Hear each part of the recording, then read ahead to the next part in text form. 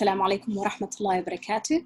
Welcome to another episode of the Mrs. Almi Group Life Sessions.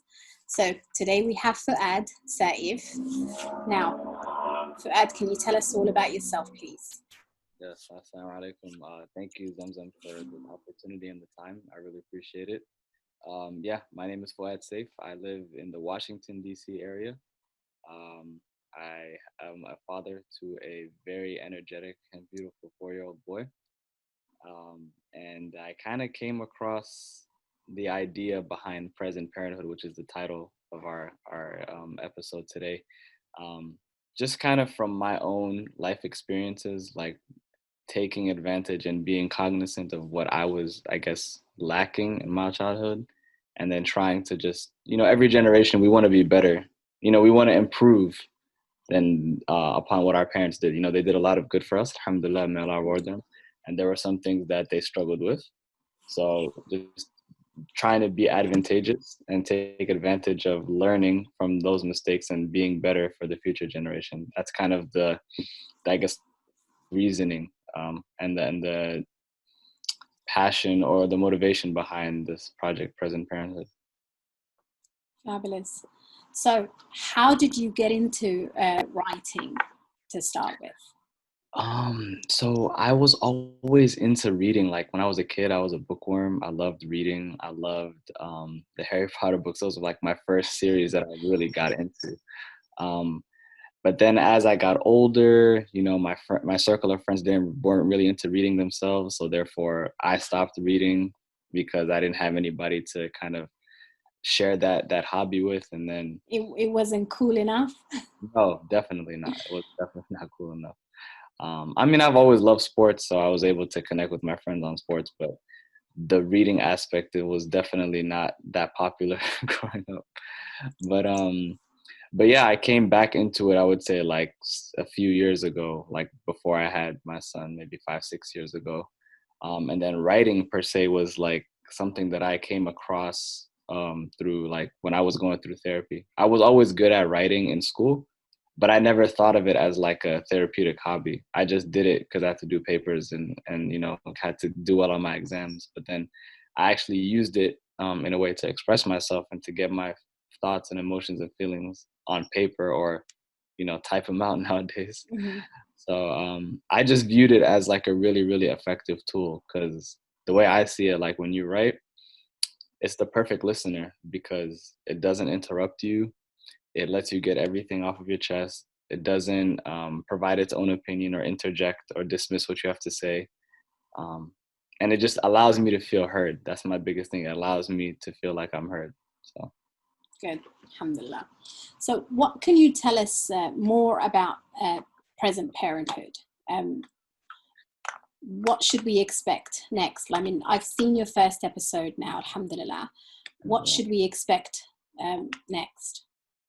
So I would say it's really kind of like a big medley and mixture of contemporary issues and contemporary themes that we have to address and we have to go through as parents in this modern day and age, right?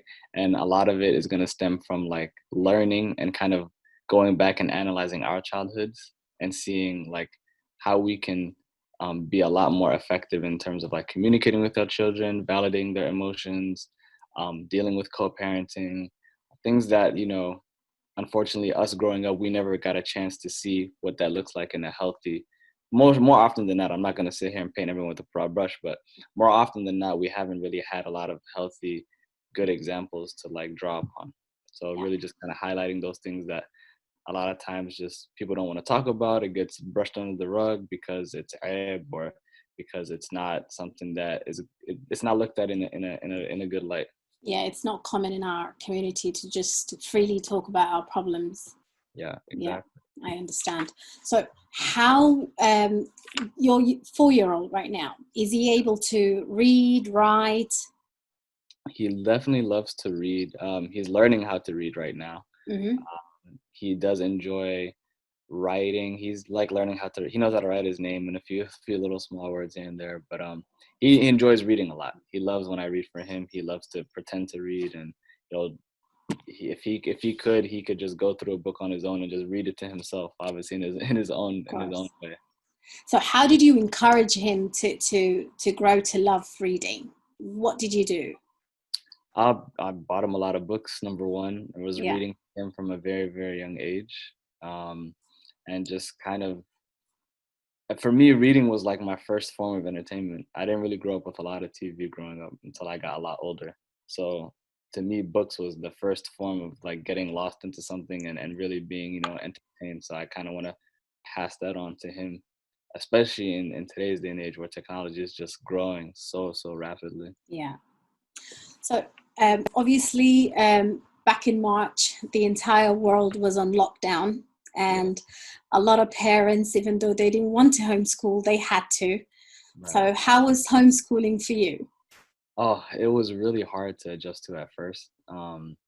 Just because, I mean, preschool, you like for a preschooler, the concept of doing something remotely or online, like that's just unfathomable. Like, kids are social creatures by nature, right? They Yeah, need to act, they need to, play, they need to have that, they need to be able to exercise that social muscle.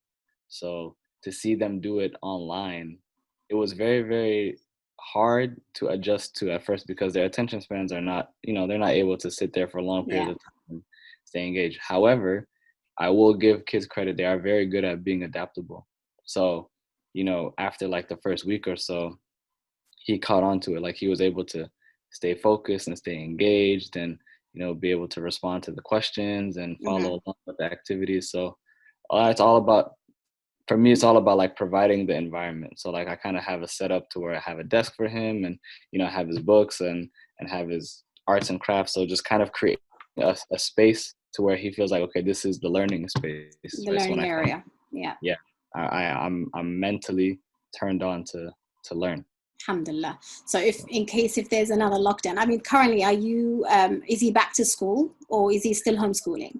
It's still done online. Um, I think here in the States, every state is different in terms Okay, of depending on the number of cases and whatnot. I don't think they're gonna go back to in person anytime soon.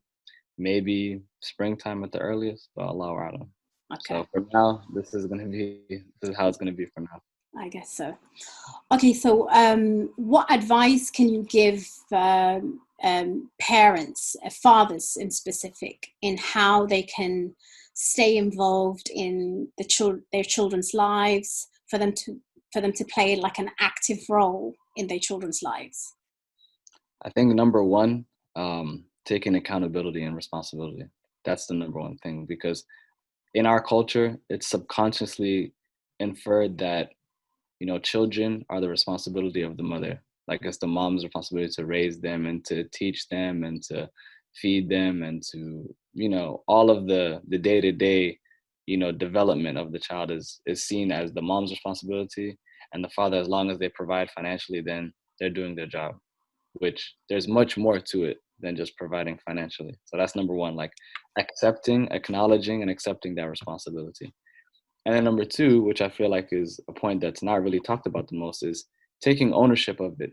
Like not allowing anybody to dictate how much you can be a parent, right? So Right. the same way that I don't own my son. His mother doesn't own him. Allah subhanahu wa ta'ala owns him. We are responsible for him. So nobody else, as long as I'm in my right mental state and I'm, emotionally a stable person, I don't believe anybody has the right to dictate how much or how little I should be involved in my child's life and vice versa.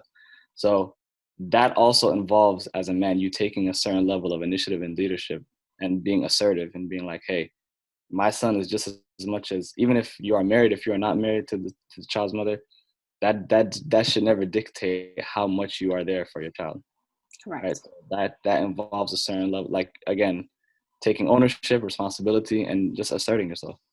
MashaAllah. So maybe sometime last year, you featured on a Snapchat group called Being Hoyo, and that's where I first, got to know all about you. And one of the things that you shared on there was about this children's program. It's like an animation children's program, which is Yeah, all to do with the prophets and their stories and stuff like that. So, yeah. how do you incorporate Islamic teachings into your day-to-day living at home? Number one, whatever I want my son to do, I have to be doing it. So if I want him to read Quran, he has to see me read Quran first and foremost before I even try to teach him. If I want him to pray, he has to see me praying. If I want him to be honest, he has to see me being honest. So understanding like we need to kind of get out of the mindset of do as I say, not as I do, but no, do as I say and as I do. So it starts with you as the parent. You have to set the example and you have to set the standard. You can't expect something from a child that you don't even do yourself. That's where it starts for me. And then after that, it's about introducing the deen as not just a series of do's and don'ts, but as a framework to live a healthy and peaceful life. Right? Allah subhanahu wa ta'ala, there's so much that we can do within the realms of Islam, but just because of how it's been taught to us, we come from it as like, sometimes we're presented with Islam as it's a way to kind of constrict our lives and constrict who we are as people and as human beings, when that couldn't be further from the truth. Alhamdulillah. So even when it comes to like teaching him how to pray, I have this thing where like, when I say it's time to pray, it's time to say thank you to Allah for everything that He's done for us, right? Mashallah. If we don't say thank you to Allah, then we're not truly grateful for everything that He's done for us. So rather than him seeing it as a chore, he Mm-hmm. sees it as a show of appreciation. And it's a way to develop a relationship with Allah. Like that's the key. Like people can pray night and day, but if they don't have a connection to Allah subhanahu wa ta'ala, it's not going to help increase them in iman. It's not going to help get them to be someone who thinks about this life and thinks about the next life. So it's part of developing that relationship and understanding that you're going to make mistakes. You're going to fall short. But if you have that foundation, if you know where to turn back to, then you have a sense of being successful. Okay, fantastic. So we know that you're a stand-up comedian now, mashallah. Oh, I could never consider myself a comedian. Well, I've watched a couple of your clips, and to me that warrants a comedian title. I just tried it out. Number one, I love comedy. I love the art form because I feel like it's one of the most vulnerable art forms that you can do, right? Like you're speaking about, more for me personally, I'm speaking about my own experiences and trying to put a funny, clever, spin on it. Mm-hmm. And it kind of, it honestly does go back to like wanting to be heard. So like whether I'm writing or whether I do stand-up material, whether I do videos like the present parent, it all goes back to like the initial one of just I want to be heard. I want my voice and my opinions to be heard. So that's where it all comes to. Whatever art form that I choose to go by, then I'll do that. Of course. Okay, I'm trying to ask you as many questions as I can. Okay, the next one is we have this negative light on fathers in our community, where they are mostly accused of not being present in their children's lives, and that they're not good for nothing, and mostly the mothers are doing everything. Now, I know personally that isn't true. I mean, I'm myself is married to someone who's very much involved in our children's lives. I mean, I've had a father, Allah yarhamhu now, who was also very involved. So that isn't the case. How do you feel when you hear those statements being thrown around? I mean, to whoever feels that way, like I'm not going to dismiss their own personal experiences as to why they feel that way. They might have not had their own father present, or maybe they're married to somebody and then the father of their children isn't present, or it might have been someone around them. They might have experienced that, whether it be directly or indirectly. So I'm not going to say that doesn't exist. At the same time, I'm not going to be triggered by everyone who says all Somali men or Somali fathers aren't good for nothing, because to be quite honest, you're not talking about me, so why would I get mad? So you don't take it personal. No, why not? If I do take it personal, that means, what's the saying? If the shoe fits, then wear it. Like if I do take personal, then there might be some truth to it as it pertains to me. But if I know that it doesn't apply to me, then hey, it's not for me. Good, that's fair enough answer. So what can we expect from you next, Fuad? What should we be looking forward to? What are you working on currently? What do we need to know? Well, you can subscribe to my channel, Homegrown Immigrant, to stay up to date with everything. I have already. Well, more present parenthood videos. I'm editing a second one right now, the episode 2, talking about burnout, how to identify burnout, and like how to deal with it as it pertains to like our current situation with, you know, everything being done at home, working from home, going to school at home, kids being home, everyone being home, right, and just dealing with that chaos. More videos of that, maybe a few more podcasts featuring a few more podcasts in the near future. I don't really have any stand-up that I've done recently, just because, you know, comedy places are not really open. Maybe something in the near future, inshallah. But and then more writing, inshallah. I want to get back into. I've kind of taken a little hiatus from writing. I was writing a fictional short story titled "Surviving the Cycle." Yeah. So I want to get back into that because I want that to be my first book. So inshallah, I want to kind of release, you know, chapter by chapter, and then towards the end, kind of just release the last few as a, you know, with the book. And so okay, so how is your Somali? Is it fluent? So I'm not gonna lie to you, I probably would say, of course, like in hadalka, probably 6.5, maybe 7 out of 10. 7. Okay. Are you teaching your little one any Somali? I mean, what you know? What I do know, yes. My Ayeyo, who lives with us, like lives nearby us, is the one that, you know, speaking to him in Somali all the time. My mom, she gets lazy. My mom speaks to him in English because she wants him to like interact with her. But I tell her like, yo, you gotta speak to him in Somali. I know I have to, right? But I know mine isn't the best, so I'd rather him learn it from you, who you speak perfectly and fluently, and that way, you know, we can fill in the gaps. No, we seriously have to. I mean, I've started a project not long ago because we're currently on a school holiday week this week. So I've started a thing where I'm going through the Somali phonics with them. I've got 2 girls. So slowly we're getting there.